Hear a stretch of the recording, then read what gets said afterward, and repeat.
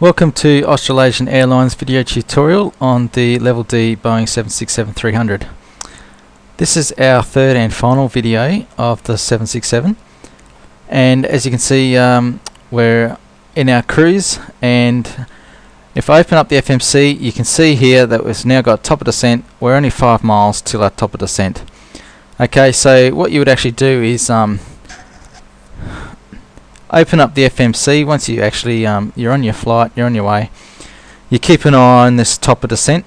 So we've got 5 miles to top of descent. So I've for the purpose of this video tutorial, I've left it till 5 miles, but you would actually set your aircraft up and program your aircraft about a good 15-20 miles before top of descent, just to give you plenty of time.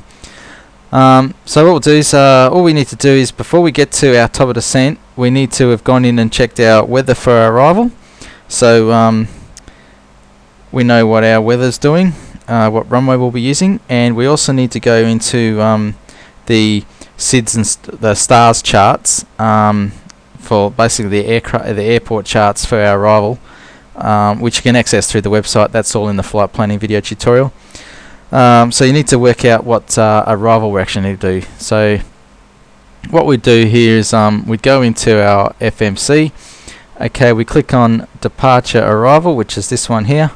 So we click on departure arrival, and this will bring up all our Sydney arrivals. Okay, remember, same thing again. Choose your runway and then your actual arrival. So the first thing we do is we check the weather. For this video tutorial we're going to do the ILS runway 34 left. So that's it here, ILS 34 left. So we just click on that. Okay, and now it says it's selected, and we're going to do the Rivet 9. Okay, so again you can check the airport charts via the website to get the actual arrival from the stars. So we're doing a Rivet 9 arrival 34 left, so we select that. Okay, so we've now got selected for our runway, selected for our actual approach or our arrival, and as you can see there's no transitions. Okay, the execute light is on. We've actually finished in this page, and we click execute.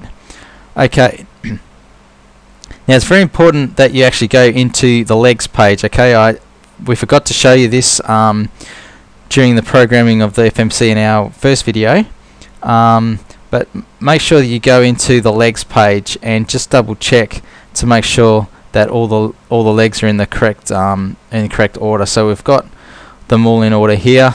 So we just go next page. Okay, so we've got a bit of a discontinuity here. We've got a gap here. So what we'll do is, so we don't need vectors, so we can actually get rid of the vectors. We can go straight from this point here. So we grab that one and we actually put that into the next waypoint. So whenever you've got a route discontinuity, all you do is just go to the next waypoint that's after the route discontinuity. You actually click on the button next to it, and then you actually click on the button next to where you want to put it. So we're going to go from NASH into SOSIJ. So we're actually going to put that next to where vectors is. So that just then goes in there. Okay, so now we've got all those in order. So we just go to the next page, and we just double check to make sure that they're all in the right order, and we just click execute. So that's now programmed the FMC. Okay, you can see here it says reset MCP altitude. Okay, if you have a look up here, we've still got 35,000 set in here. What we need to do is we actually need to set that to 0. If we don't set that to 0, then the aircraft will not automatically descend once we get to our top of descent. So it's very important that we 0 this altitude holdout. Okay, so we'll do that now. So we just change that to zeros, so all zeros, and then we just click clear, and that's now done. Okay, so now we just go back to our progress page, and it says now we've got 16 miles until top of descent. Okay, so what we'll do is we'll just continue on our way, and we've got 16 miles. So all we need to do is just make sure that we've checked the airport weather for our arrival, checked out what runway we're using, go to the airport charts, select the arrival that we're using, and then go into the FMC, click on departure arrival, and then select our arrival runway, our actual arrival, execute, Then we go into our legs page and we just make sure that there's no gaps or route discontinuities. Make sure everything looks right in there, and then we need to execute that, and then we need to make sure that our altitude has been zeroed out again so that it actually descends once it gets to top of descent. So we've only got another 10 miles, 11 miles to run, so 9 miles now to run. And what we can do now is just go into our pedestal, okay, and we need to change this frequency here. Okay, sometimes you'll find that the FMC will automatically select this information here, so it will automatically select the runway course and it will automatically select the frequency once you actually start your descent. So what we'll do is we'll wait till we start our descent, and we'll just wait and see if that's going to change automatically. If it doesn't change automatically, it's very easy just to change it manually yourself. Okay, but we also want to select our NDB, which we're going to use 266 for our NDB. So we just change this to 266, and again you can get that from the airport charts or FS Commander. So that's locked in at 266. Again, we didn't put a squawk code in, but the easiest way to put a squawk code in, you just click on the buttons here, and that's put a squawk code in there. Okay, as you can see, we're now starting our descent. Okay, now it's important that you follow this diamond. Okay, see how it's actually going down here? This is your descent profile. If you find that the diamond is moving towards the bottom of this graph here, of this line, all you have to do is use some spoilers. If you just put the spoilers on, it will actually increase your descent rate, and it will actually catch up with that diamond. So if the diamond's all the way to the top of the graph, then you would actually need to slow your descent down. If you find the diamond going to the bottom of the bar, then you need to actually increase your descent just by using your spoilers. If you find that the diamond is going to the top of the bar, don't worry about it too much. The FMC will actually reduce your descent rate in order to bring that back into center. So the descent profile should always be in the middle. This diamond should always be centered, so that's the correct descent profile to bring you into the ILS at the right height. Now once this diamond's centered again, if you've had to use spoilers, just recheck the spoilers, and then that will just go back to its normal descent rate. Okay, we'll just check the pedestal. It hasn't changed yet, so we'll just wait and see if that does change it. Sometimes it does, sometimes it doesn't. So it's always a good idea just to double check that. And if it hasn't changed it, you'll have to do it manually. Another thing that you need to do in the FMC is your actual approach speed. So you just click on initial ref, and you've got your actual approach reference speeds here. So you've got 30 degrees flap, 142 knots. So all you do is just click on that. That will bring it up there, and just put that into the section there. So that just goes into there. So you got 30 degrees, 142 knots, and that just goes in there. So you've just told the FMC what your actual approach speed is, or your landing speed is. So 30 degrees of flaps, so 142 knots, and our course is 335 degrees. So I think that may have changed it now. No, it hasn't yet. It will though. I'm pretty sure it will, because it says front course is 335 degrees. That's the approach course for runway 34 left at Sydney, and you can see the ILS is 110.10. So if you're not sure what the actual runway course and ILS frequency is, you can get it from here. So there are different places you can get it. So the FMC has actually put that information in there, which makes me kind of wonder that it will put this information in. Again, if it doesn't, you can just change it manually. So we'll just change that to 335, just like that, and 110.10.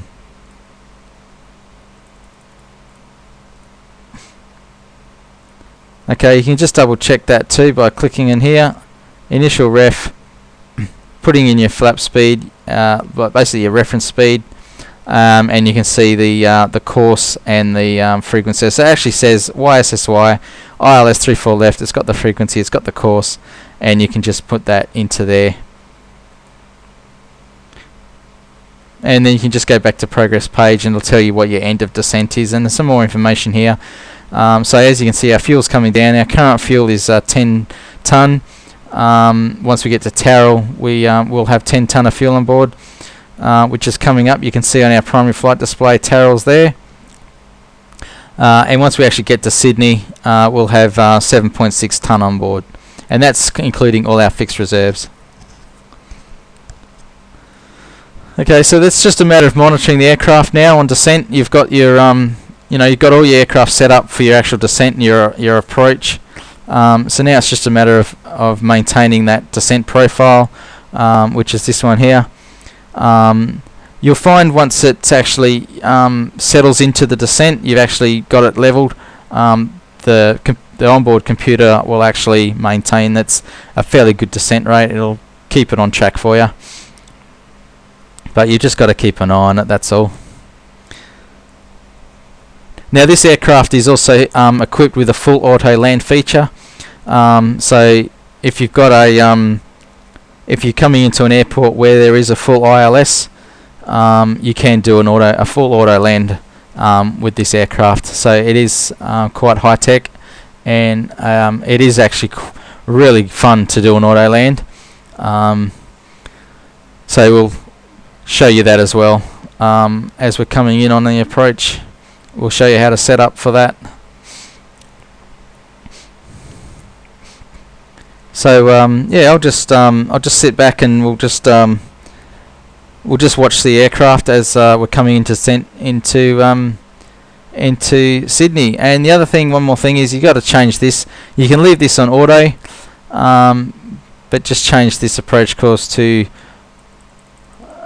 change it again to 335. So that would be 335. Okay, so that's for the VOR. So that will change. If you want to, you can change it now to 110.10. Sorry, 112.10. 112.10 is the VOR at Sydney. So just change that to 112.10, course 335, and then you can just change it back to auto, or you can leave it on manual. Doesn't really matter. But you'll find that will actually change. Alright, so we'll just sit back and we'll just watch the aircraft and monitor the systems on our approach.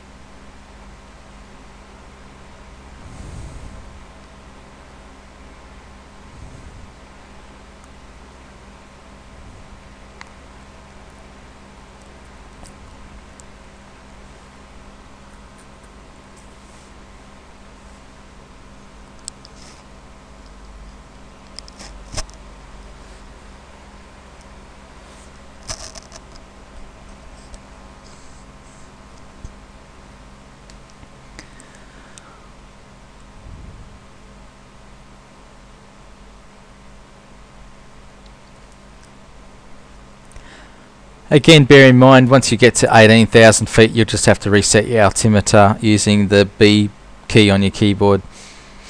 So yeah, we've actually just descended below 18,000. So normally when we're running weather, you'll need to change that for the actual airport QNH, or so the altimeter reads correctly.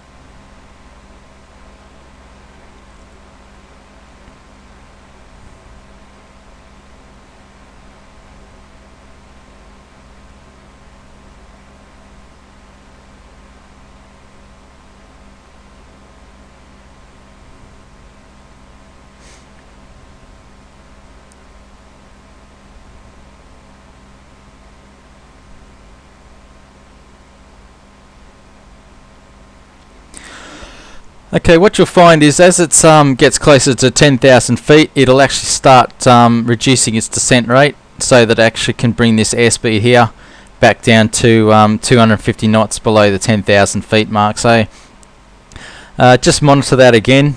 If you find you're going too fast, just use some spoilers. But generally speaking, it is pretty good. It actually does slow its descent rate down. So that airspeed will come back down to 250 knots for the 10,000 feet mark. So you can see that we're coming up onto 10,000 feet nearly, and then there's a couple more, or a few more things that we need to do once we descend below 10,000 feet. So just coming up to 10,000, just watch this airspeed. If it doesn't drop by itself, just use some spoilers, but yeah, the aircraft will maintain its descent rate. Or reduce its descent rate, I should say, to bring that airspeed down. Okay, so below 10,000 feet, so we've got to go landing lights on, strobe light on, and we come to the overhead. We've got to put our APU on, so that goes to start. Remember, 2 clicks to go to start and then on. And then that's pretty much all we need to do. We can close the overhead. So just to recap, below 10,000 feet, landing lights on, these switches here, strobe light on, open up the overhead, and APU to start, and then it will just go back to on. Okay, you can see it's slowed itself down below 250 knots. And it will just gradually continue to slow itself down as we make our approach.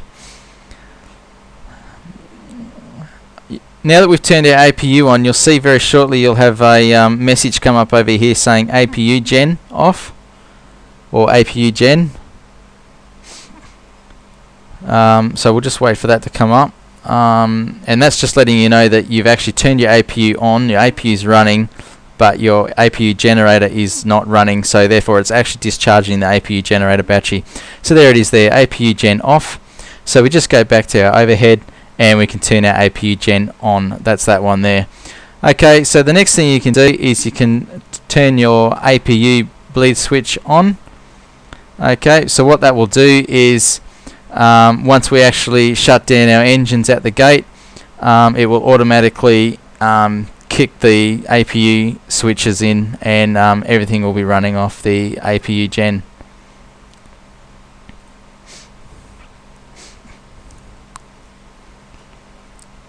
Okay, so we're pretty much on approach. The next thing you have to do is set the auto brake. So once you come below 8,000 feet, auto brake, I usually set that for max auto, and just reduces the amount of runway I have to use. So just set that to max auto, and then yeah, just a matter of maintaining the monitoring of the systems. Okay, so here we are. We're making our turn into our approach. So that's our arrival for the Rivet 9.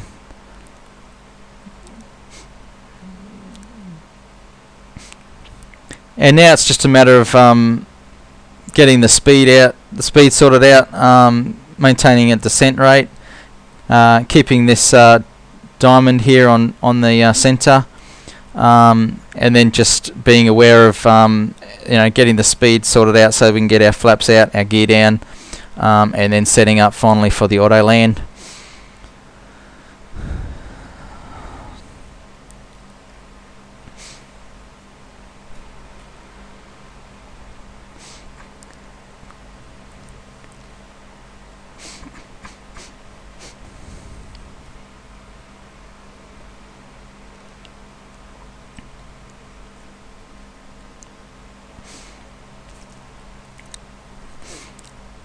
Okay, you can see now we've got our glide slope and our localizer, so that's our ILS. So there's the glide slope that tells us that we're actually too high, but at the moment we're only downwind, so we've still got a fair way to track to come back around onto the ILS. So don't get too worried at the moment that I'm too high, because you've still got a fair way to travel sort of away from the airport to come back around. So as you come back around, you can see here on our multifunction display what the plan will look like. So we actually got to descend down. We actually got to come downwind a fair way before we come back into the runway. So don't worry too much about that.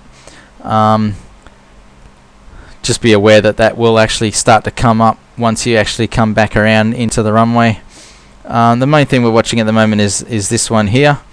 And then as we come around onto our base leg and then final, we'll then be watching the glide slope and making sure that we're maintaining that glide slope. What we can do is once we actually turn to our base leg, which we will be very shortly, we can then actually turn on on the aircraft systems for the auto land.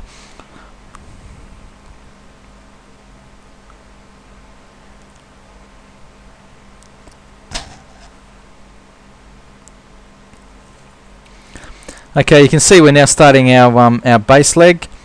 So all you need to do for the auto land to work, all you need to do is hit this APP button here, which is approach, and what will happen is all these three lights will light up. So all you do is hit the approach button and then all these lights will come on. Okay, and that's all you need to do for this aircraft.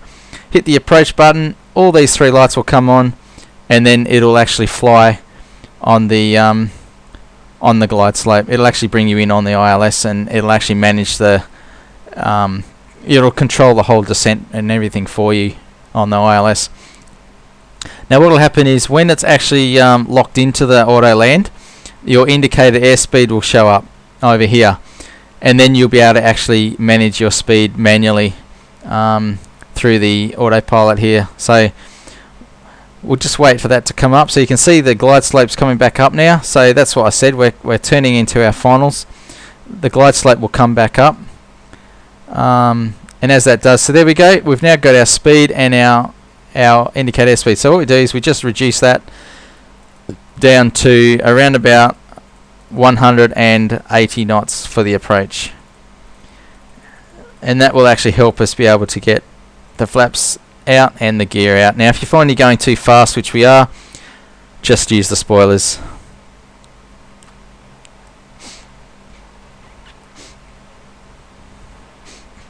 Okay, so as you can see, we've got the spoilers out and the speed is definitely coming down.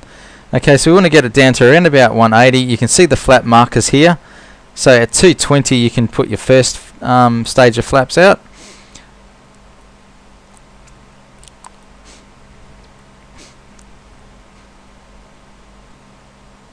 Okay, so there's the first stage of flap.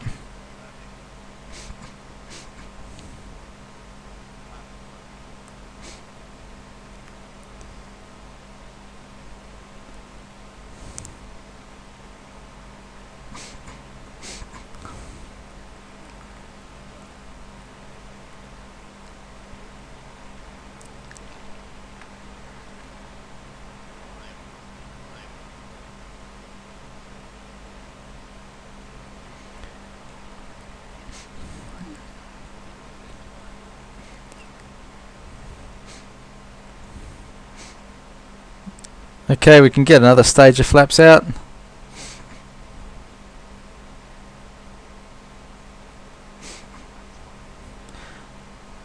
Okay, and you can see we've still got our spoilers on. So you can just open up the pedestal and just check those spoilers there. So we can take the spoilers off. We can drop flaps to 15 degrees. And 180 knots, we can put our gear out. So we can just reduce this now down to 160, and we just double check our reference speed is 142 knots for our landing speed. So we just monitor that. So if we need to reduce speed more, we can just use some spoilers. Okay, we can also drop our gear out, and you'll find once you drop your gear out that the airspeed will drop dramatically as well. So you can just take the spoilers off, and we can drop another stage of flaps out. So as you can see, everything's looking pretty good for the auto land.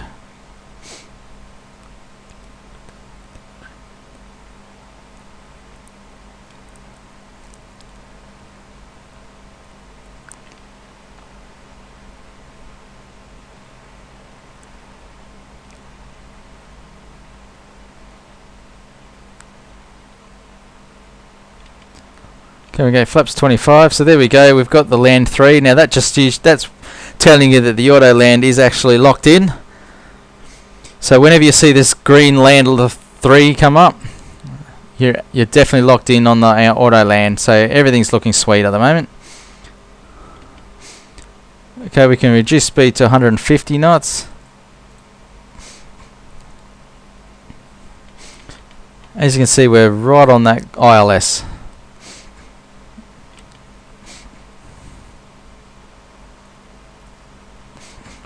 Okay, so once you've got flaps 30, you can then set the auto spoilers. So you can see that they're now set for armed. So what will happen is as soon as we touch down and reverse thrust, the spoilers will automatically come up. Okay, so we just we'll double check our reference speed for 142. So we can just bring this speed back here to 142 knots. And as you can see, everything's looking absolutely perfect.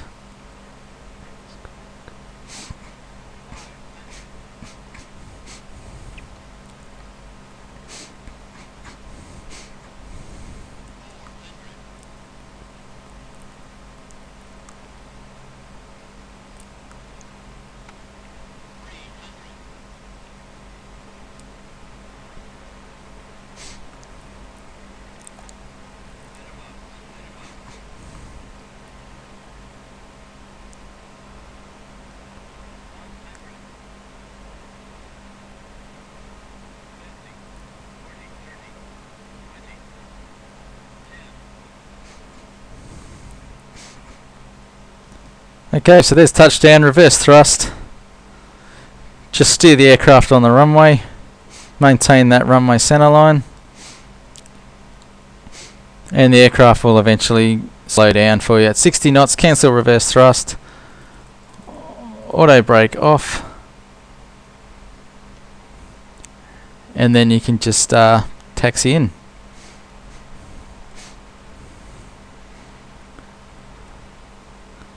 So, flaps up.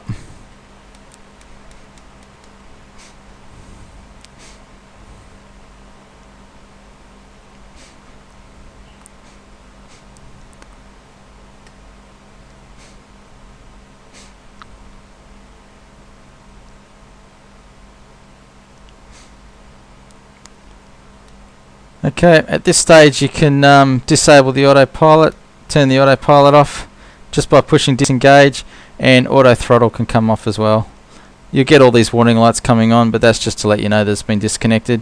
So you just push the caution light and everything will go back out again. Okay, landing lights off, strobe light off, and landing lights on. So landing lights off, strobe light on, taxi lights off, and then we just taxi into the terminal.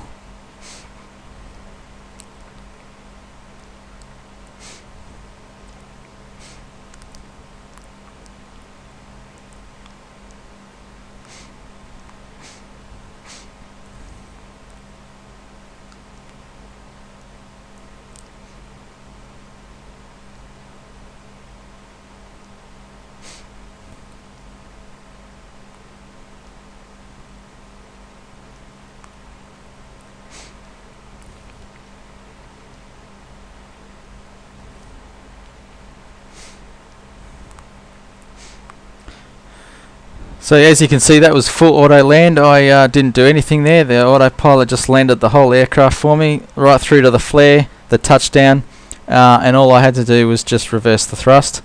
At 60 knots, cancel reverse thrust, auto brake off, and then just taxi off the runway, and then flaps up.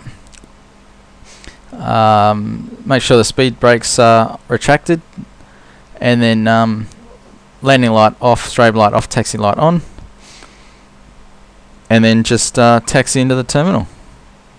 And that's how easy it is.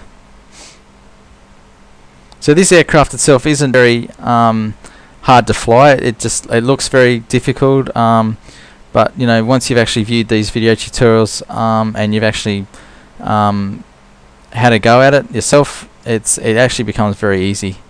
And the auto land is it's very easy. All you have to do is just, like I said, just push the APP button once you've actually turning to base or turning finals, hit the APP button, and then the auto land will just do it all for you.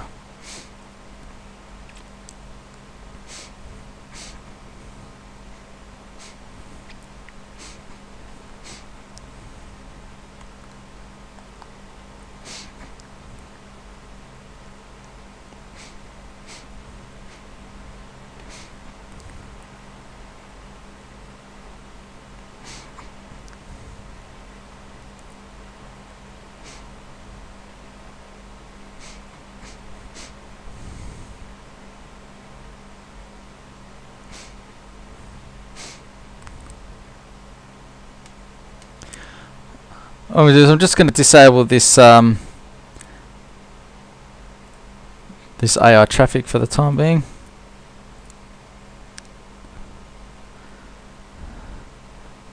Just so that it's not going to be a nuisance for us, so we can actually get to the terminal without having to wait.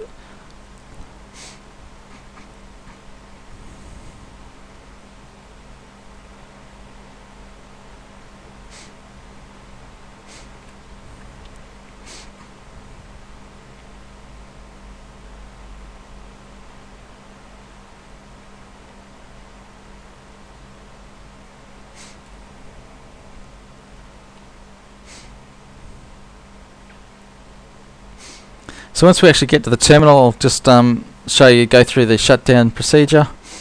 It doesn't really matter. You don't really have to once you got to the gate, you don't really have to shut the aircraft down. If you want to, you can just end your flight. But just for the realism and just for the purpose of the tutorial, I'll show you how to do the actual shutdown.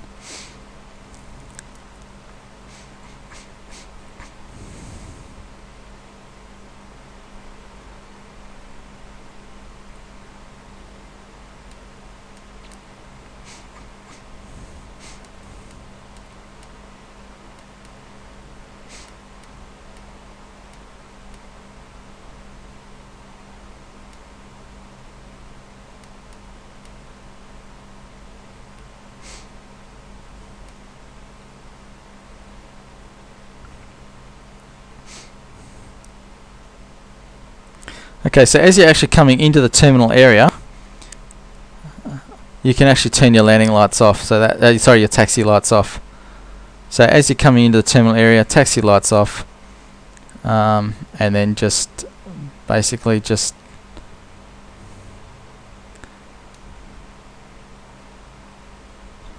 taxi into the gate. Okay, so we've already got our APU running. We did that below 10,000 feet when we turned all our other stuff on, our lights. And that's why I do it at 10,000 feet, just so that you don't forget it. You can get into the terminal area and taxi into the gate and do it, but it can be very easy to forget as well. And yeah, basically what happens is once you shut your engines down, your whole panel will go black because you haven't got your APU running. Okay, so we just taxi into the gate. That's good enough. Okay, then we just come to our pedestal, which is down here, and turn our fuel control valves off. So that's left and right fuel control valves. That shuts the engines down, and set the parking brake. And you'll see what'll happen is see all these panels, they went black and then came on again. Okay, that just means that the APU is now running the systems. If you don't have your APU running when you actually shut your engines down, those panels will actually go off completely. They won't click off and then back on again.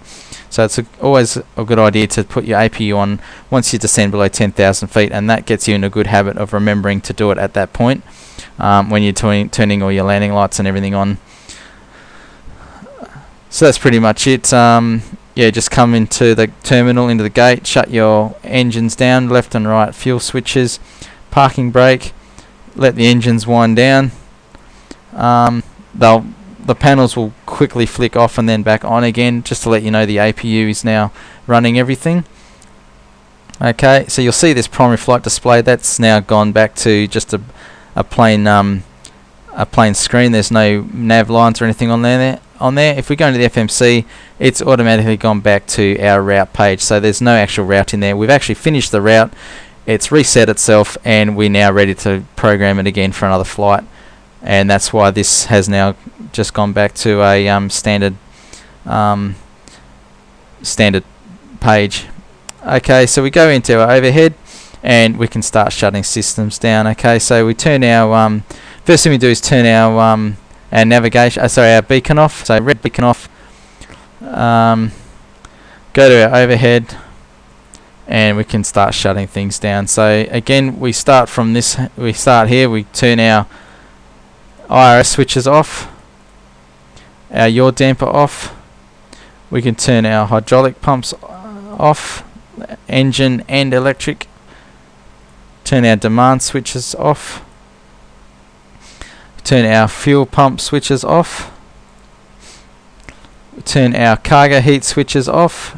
Window heat switches off. Okay, our trim air off. Our pack switches left and right off.